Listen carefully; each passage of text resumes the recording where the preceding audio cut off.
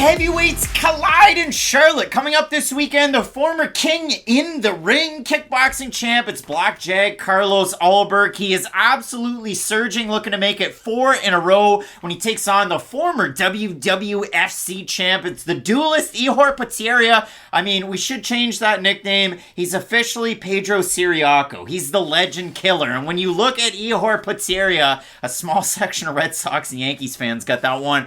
Ihor Potieria, he killed my dreams. He retired my favorite fighter from childhood. It was a weird childhood, but he finished Shogun Rua at UFC 283 earlier on this year down in Brazil. Potieria, I mean, he was getting hit to start that fight, and then all of a sudden he was able to land the combination that put out the legend. So when you look at it for Potieria, 19-3, he has so many wins by finish. He has 10 by knockout, 6 by submission. He has a triangle, 3 rear naked chokes, a heel hook, and a Kimura. He can do it in a lot of different ways, and I'll begin by saying this. I wasn't necessarily sold on either one of these guys coming into the UFC. Even though Potieria had that breadth in MMA, it was against a lesser level competition. He had gotten dropped in some of his fights on the regional scene, only to come back and submit some guys who look like less than UFC caliber. So for Potieria, I mean, his backgrounds are crazy, and I actually learned of a martial art that I had no idea about. I went down a rabbit hole today. He's a Jedi. The folks are going to learn about it. So for Ihor Potieria, International Master of Sport in Combat Sambo, we know that. Pankration, that was an early foundation of a lot of people that came into mixed martial arts. Alexander the Great. And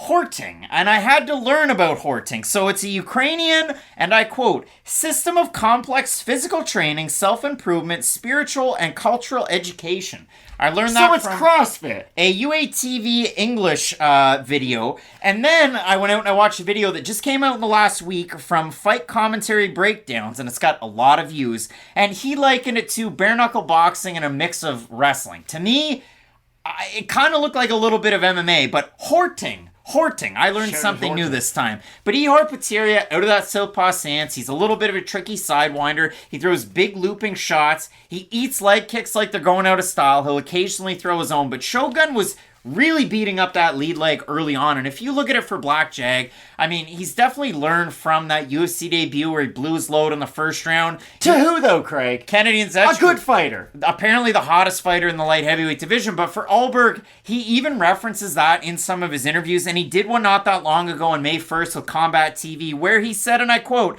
expecting to go out there and just do what I do, man. Feel him out. Obviously, I want to get the knockout in the first round. But if it comes, it comes. I don't want to rush it, just like I did in that first fight I had in my debut. So, I've learned there, you know. Well, and not to cut you off, but for Carlos Ulberg, it really is a matter of, okay, how do I make my MMA style as much like my kickboxing style as possible, and how do I transfer all of those skills over? Because for Ulberg, he's 7-1, and even in the one loss, he lost to a very good fighter, and he had positives early Nearly on. finished that guy. He was lighting Kennedy up in the first round. He was landing hooks, very good combinations, but it really is a case of, and this is something that's very hard to measure, but it comes down to what is Carlos Ulberg's confidence down to, because if he is that confident striker moving forward, throwing his combinations, Ihor has nothing on the feet that Carlos Ulberg hasn't seen 1,000 times in the gym, because Ulberg is that level of striker. The thing is, though, like you had mentioned, when you start to chip away at it, when you make him a close range striker, when you make it an ugly fight, when you can wear down on those arms,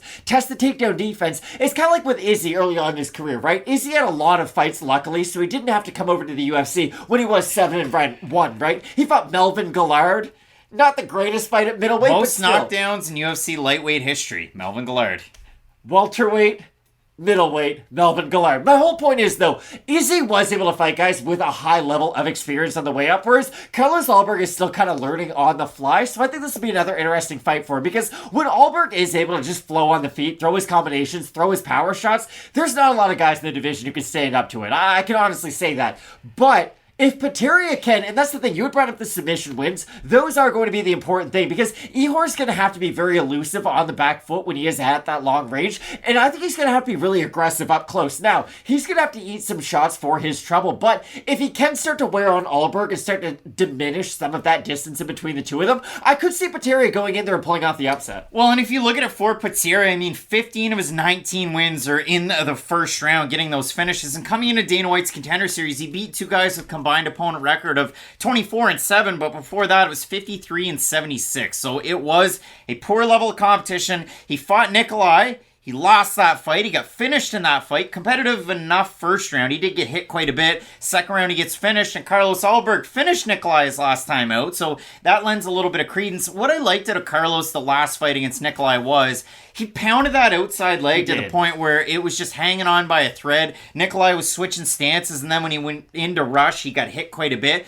Carlos is also keeping that lead hand out there like a fist and not leaving his fingers out, so he didn't have to worry about the eye pokes, but he was able to keep his range quite a bit. His hands were a lot higher than they have been normally, which could be a really good thing against a guy like Potieria, but again, Potieria is one of those sidewindy southpaws. He likes to throw big looping hooks. You saw it against Shogun. What earned him the victory? He was throwing the 1-2s, but he blitzed them. The Shogun's 45. He blitzed them, landed a shoulder strike, and then he landed, when the finishing blow was, he landed a left hook. Shogun kind of dropped in. They clashed heads, and then Shogun was kind of out a little bit on his feet, and Potieria was able to capitalize. Nobody really saw that big clash of heads, but when you look at it for Ulberg, I found it interesting out of that Combat TV interview where he said that he wants a top 15 fight after this one with Potieria if he's able to get the win, but he's hot on the Sherdog and the Topology rankings. So Matt, Carlos Ulberg, he was on Game of Bros, he was offered a spot on The Bachelor, and guess what? He's not that different from you and me. He checks out Topology. Yes, he is. He checks out Topology and Sherdog. Carlos Ulberg and I couldn't look any more different if we tried. Well, it is true. And the MMA math of it all, again, Potieria, Nikolai, and Ulberg, that's the common thread. MMA math says that Ulberg wins. So if you do look at the odds in this one, Carlos Ulberg is a pretty big favorite. Ihor, he was like favored to win against Nikolai, then he was the underdog, he was a big favorite, he was a 2-1 favorite against Shogun. When we look at the Topology votes in this one, I think it's going to be really interesting, so I'm going to say over under 70% for the Black Jag. I think it'll be over. I think it'll be a big favorite. Just because he's that big of a favorite. Okay, so 634 total votes, 90% Ulberg, 88% by knockout. For the 10% that puts Potieria, 80% by knockout. So people are anticipating a knockout in the matchup.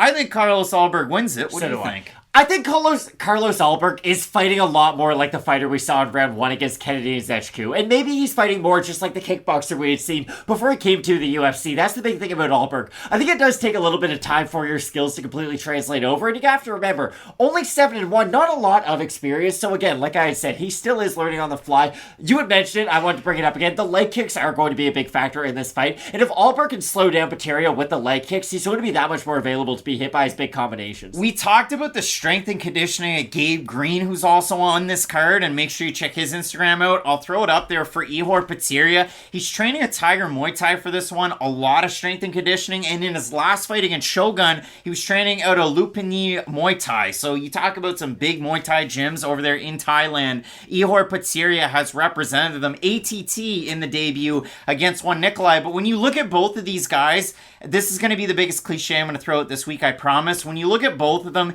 you got to think about it this way. Pressure. It creates diamonds. Wow. And it bursts pipes. So we're going to figure out who has the advantage in the matchup. Both of us going with Black Jag to get the win. Some big-time matchups on this card. This division represented in the co-main event with Johnny Walker taking on Anthony Smith. You are not going to want to miss. Keep it locked in with Fight Night Picks, we always say. Let's get into it.